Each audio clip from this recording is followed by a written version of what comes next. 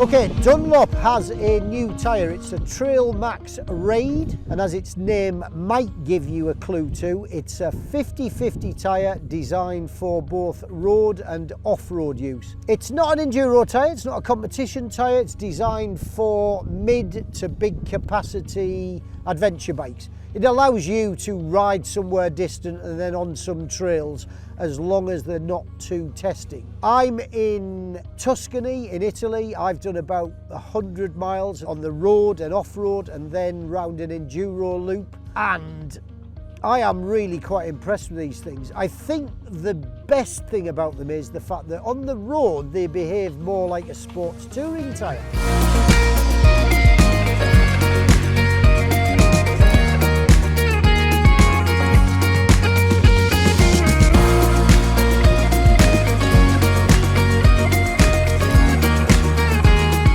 Dimitri, you have yet another new tyre, do you not? The Trailmax Raid. What's the story?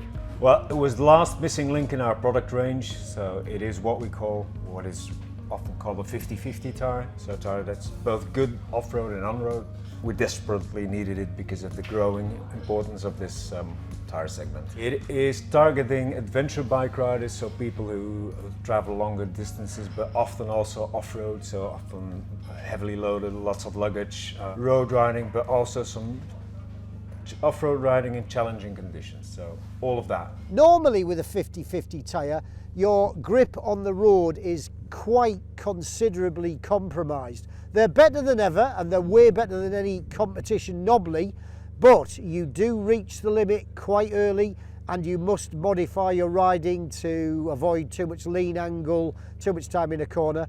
These are much different in that respect. I've labelled them as a 70-50 tyre because on the road their performance is really quite shockingly good. It's been a long time since I've ridden on a tyre that's not just a bit better than the competition, but a lot. What were the ambitions for this tyre? You know, you knew what you wanted to make it suitable to be fitted to, and the use, but what sort of priorities did you want to end up with? What was your sort of performance target? The definition of 50-50 tyre is always a compromise, and we wanted to make it as less of a compromise as possible, meaning that it needed to perform on the road, off-road. Of course, if you don't do any off-roading, you're better off with other more road-focused products, but we really wanted it to be enjoyable on the road, pleasurable, and allow the rider to enjoy the high potential of the all adventure bikes today, so in terms of handling, power output, braking. Did you want very strong on-road performance? Was that a definite target? Certainly, that was absolutely one of the things we were focusing on. Number one priority perhaps, or are there too many things to consider to have a number one? Off-road performance is always the first thing to look at for a 50-50 tyre. That is why people go for such a pattern, such a blocky pattern. But on top of that, we wanted to add in pretty much all of the benefits of our trail road tyres. So in terms of comfort, handling, grip, as I said, both wet and dry, reducing all sorts of discomfort like noise and vibration to the absolute minimum. So yeah, all that. Is that quite important to the end user? Yeah, because people that would buy this tyre do a lot of miles, long distances, and then if you have a very noisy tyre or high level of vibration, NVH, noise, vibration, harshness, that can be a bit tiring after a while. Straight from the off, I felt the sort of secure feel that they offered. They don't sort of move about and give you a message straight away that, mate, you need to be careful on these. These are not solid, dedicated road tyres, but these things feel as though they are. I mean, within half a mile we started to ride quite aggressively. You can charge into corners, you can trail brake, you know, you are the limiting factor. In the end, we started riding in a very spirited fashion, and safety was the limitation, not the tyre. Okay, they're not quite as good as a sports touring tyre, but they're not far behind, and more to the point, they will not limit your performance on the road. It takes years, doesn't it, from first idea to it starting to come off the production line? Yeah. What's involved? Typically it takes 2 to 3 years for a development. Main reason for that is because the production is done, or the development is done rather, On the tire building machines, which are production machines, during the development phase, production must be stopped for the prototypes to be built. So hang on, production of all other motorcycle tyres is temporarily held, is it? So not all, but the machines on which this that product is going to be particular, built. yeah, with you, yeah. And we have predefined slots. How long would you stop it for? That would be anything from 1 to 3 days, depending on the difficulties, because the TBMs or the tire building machines need to be modified. Tell me about that without becoming too technical. Tire building machine. Go on. Yeah. So those are the machines on which all the different components, so the ply layers, the casing, the beads, the apexes are assembled. Actually, a tire is an assembly of very different components. Okay. And for that you need a building machine. Right. And how much would you need to alter things like, you know, the casing and the carcass and the aforementioned? Are you fine-tuning over quite a long period of time? Do you go back to that tyre building machine several times? Yes, there can be up to, depending on how the development goes, how challenging it is, anything between 3 and 7 iterations of prototype building before we get up to the final specification. I sense that it's a very time-consuming process involving quite a bit of frustration. You know, do you occasionally give it to a tester and does he just say after half an hour that's no good?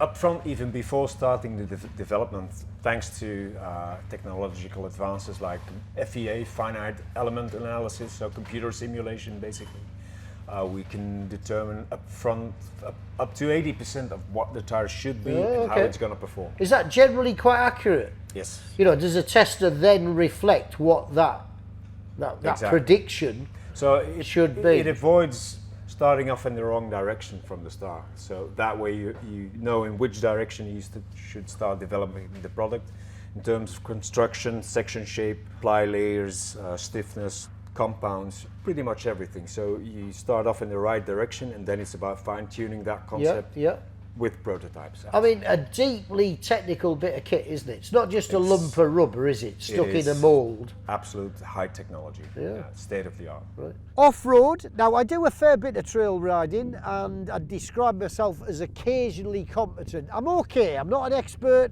I'm not going to win any races or any accolades or awards in that respect, but on the trails that we rode on today, didn't have any problems, felt good. The feedback as it is on the road and the feel is still pretty good. Ran the enduro loop. I wish I could have spent a bit more time there actually, because I learned there was a bit more grip on offer from these tyres than I first thought. I haven't tested them against the competition directly, and I don't quite know what they're going to wear like and how they're going to perform when they're a bit worn. But I'll say this, I am enamoured by them enough to have ordered a pair for my long-term test bike. I'm getting a V-Strom 800, and I think they really will allow me to explore that adventure potential that bike has all the more. Really, really impressed with them. How happy are you with the final result? Well, as the Brits say, I'm more than well chuffed. I'm elated. Our expectations were up there very high. Our design brief was very demanding.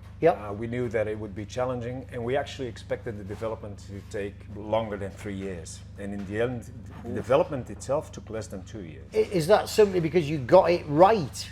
Pretty much, did you get pretty much every step right? Yeah. And then did you, at the final stage, just announce it to be far better than you'd first anticipated? Indeed, there's a number of reasons, but all the key people involved in the design, so the development engineers, highly experienced people, all with a huge track record, both in road tires, sports tires, off-road tires, and all that combined with the latest technology added in, speeded things up tremendously. When can we get them in the UK?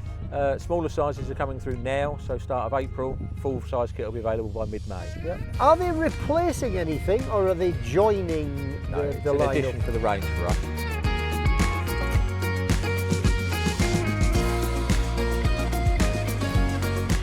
I listened to Dave Plummer, he's my man in the UK, quietly raving about it, and I just thought, right, this is Dunlop speak, They're proud of what they've done, but I can't pay any attention to that until I try it myself. I think I'd done 100 yards on this thing before I realised this was something a bit different. You know, you call it a 50-50 tyre, I'm labelling it as a 70-50 tyre. Because straight away, it didn't sort of move about like the Mission does to some degree. You didn't have to make an allowance for the fact that it was a dual purpose tyre. It felt like a road tyre. It felt sort of solid, planted, but it was the grip that really impressed me straight from the off. This is a knee-down tyre. You can ride in an attacking manner. I mean, towards the end of the test, I was comparing it to sports rubber. I was saying, this isn't quite as good as sports rubber because it doesn't bite just quite as hard. And I went, hang on a minute, it's not a sports tyre for God's sake, you know.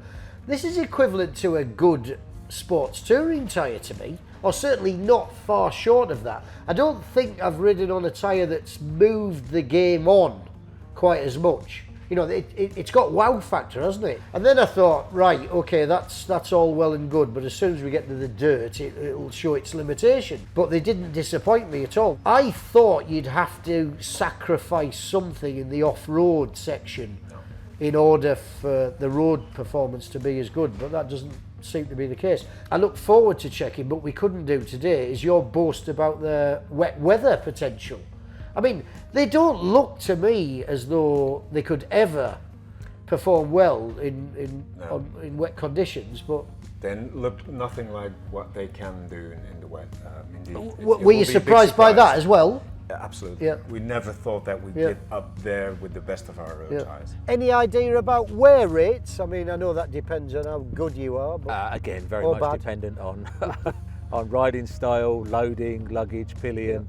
But compared to something like a 90-10, it will probably do 70% of the mileage. Yeah.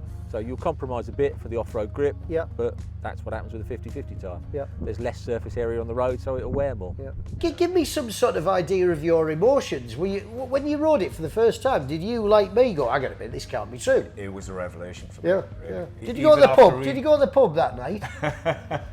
No, actually, it was quite recently. I didn't have a pub in the neighbourhood when I would have ridden chance, 100 miles to drink in celebration if I worked for Dunlop. This isn't just a bit better, is it? This is a bit of a revolution. I think it is, yes. Yeah. Is there any single reason why they've ended up being as good as they are on road? I think I touched upon the experience of the design team and the wide range of products that they've previously worked on. I think that's really what made it happen, and the fact that they've been working together literally for decades. Yeah, but this is as though it's got some sort of secret ingredient. I mean, is there anything used in these tyres that we've never seen before in terms of materials? Yes, the compound is all new. It has nothing to do with our previously existing compound, whether it's trail on off road tyres, sports tyres. It's a completely new mix, right? And all together they do magic. Yeah, magic. I think that's an appropriate word. I said wow many times today. Still hard to believe that you can ride as hard as you can. But no, well done you. Really, really good tyre. I look forward to testing them on my V-Strom as soon as I get it.